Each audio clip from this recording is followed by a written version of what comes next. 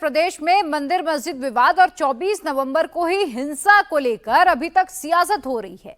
आज सपा का डेलीगेशन संभल जाने के लिए अड़ा हुआ था, लेकिन पुलिस प्रशासन ने सपा प्रतिनिधि मंडल के सभी नेताओं को उनके इलाकों में ही रोक दिया। संभल में मंदिर मस्जिद विवाद को लेकर कल्कि धाम के पीठाधीश्वर आचार्य प्रमोद कृष्णम ने इंडिया टीवी से खास बातचीत की है। इस दौरान उन्होंने हिंदू पक्ष के हरिहर मंदिर के दावे से लेकर संभल में हुई हिंसा से जुड़े हर सवाल का जवाब दिया है। आचार्य प्रमोद कृष्णम ने संभल मामले पर हो रही सियासत से जुड़े कई बड़े खुलासे भी किए हैं। ये पूरा इंटरव्यू देखिए आप।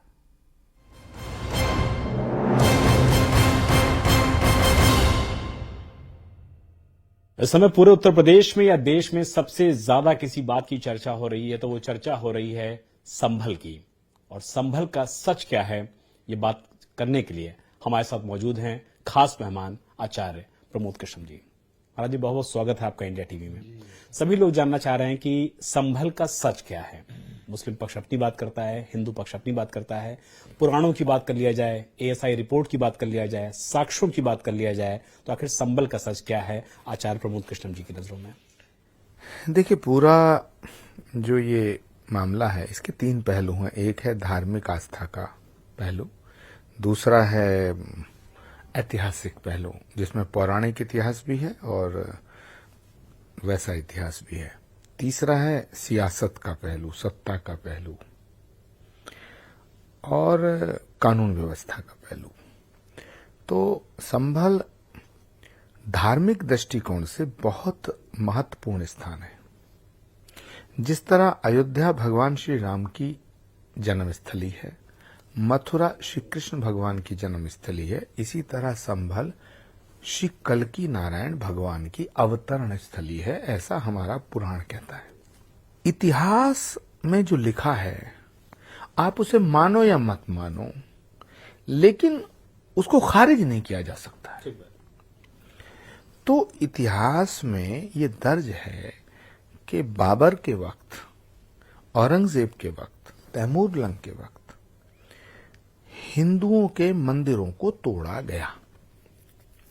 और तब तो इतिहास लिखने वाले भी नहीं के थे, इतिहासकार बर्नी ने भी इसका जिक्र किया है, बाबरनामा में इसका जिक्र है, आईने अकबरी में इसका जिक्र है। अब सवाल उठता है कि मंदिरों को तोड़ने से फायदा क्या था?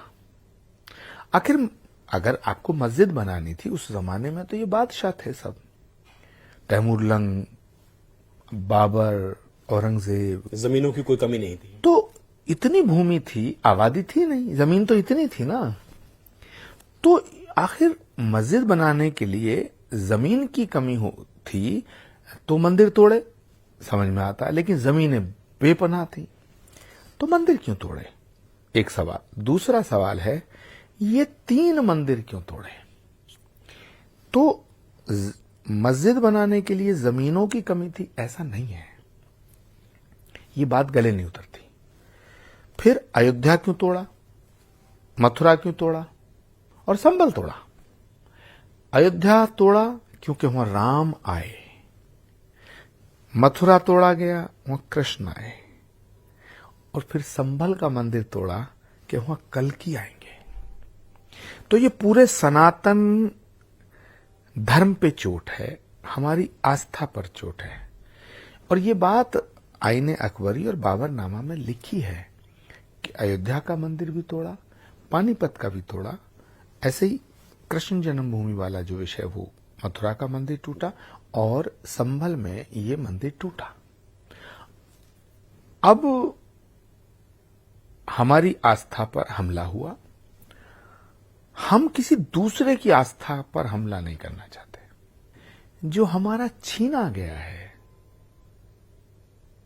उसको बताने का अधिकार तो है, उस दर्द को बयां करने का अधिकार तो है। जो संभल की घटना हुई है उसमें क्या है, एक वाद दाखिल हुआ कि साहब यहां सर्वे होना चाहिए, अदालत ने सर्वे का आदेश दे दिया, सर्वे की टीम मुकर्रर हुई, उसे पुलिस प्रोटेक्शन दिया गया। पुलिस प्रशासन का तो काम था, जिम्मेदारी थी कि उस सर्वे की टीम को पुलिस प्रोटेक्शन में सर्वे कराए, ये तो फैसला तो अदालत का है। लेकिन बात कहां खराब हुई?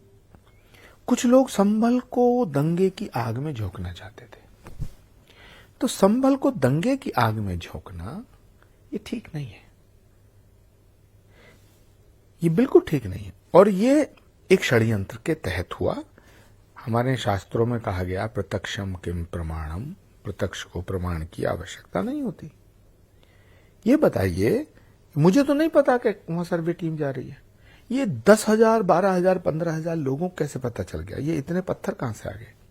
मूंगफली रुमाल कहां से आ गया? अब आप पुलिस पर, प्रशासन पर, वकीलों पर पत्थर फेंकेंगे, फायर करेंगे, तो उन्हें आत्मरक्षा में बल प्रयोग करना पड़ेगा, वरना वो सारे मारे जाते। तो मुझे लगता है कि संभल की हिंसा जिन्होंने की है, जिन्होंने पत्थर फेंके हैं, वो सब सीसीटीवी में हैं, उन पर मुकदमे दर्ज हो रहे हैं, उनकी गिरफ्तारियां हो रही हैं, उनके खिलाफ कार्रवाई हो रही है। मगर एक अफसोस है कि जो लोग मारे गए हैं वो किधर से भी मारे गए, वो किसी के बच्चे थे, मैं अफसोस जाहिर करता हूं। मगर जिन्होंने ये पत्थर चलवाए, इन पर भी कार्रवाई होनी चाहिए, इनके खिलाफ मुकदमे दर्ज होने चाहिए। ये जो तमाशा देख रहे हैं ना, ये जो खेल रहे हैं मौतों से, इनके खिलाफ कार्रवाई होनी चाहिए। आचार्य जी, महत्वपूर्ण बात यह है कि एएसआई की रिपोर्ट मान लीजिए 1875 की है, जो बाबर के जमाने की बात है वो 1500 की बातचीत है, लेकिन जो हाल की बातचीत है, समाजवादी पार्टी की सरकार हुआ करती थी, जामा मस्जिद के पास एक कुआं हुआ करता था जहां हिंदू लोग जाते थे, शादी के मौके पर पूजन करते थे, बाकी सारी चीजें करती थी, उसको भी तत्कालीन सांसद के निर्देश के बाद पूरी तरीके से बंद कर दिया गया। मैं 7वीं 8वीं क्लास में संभल शहर में पढ़ा हूं, हजारों बार इस जगह से गुजरे हैं। बिल्कुल कुआं था, उसे बावड़ी कहते थे, उसकी पूजा भी होती थी। जो वहां सांसद हुए डॉक्टर शफीकुर रहमान बर्क, उनके पोते हैं ये जो वर्तमान सांसद है।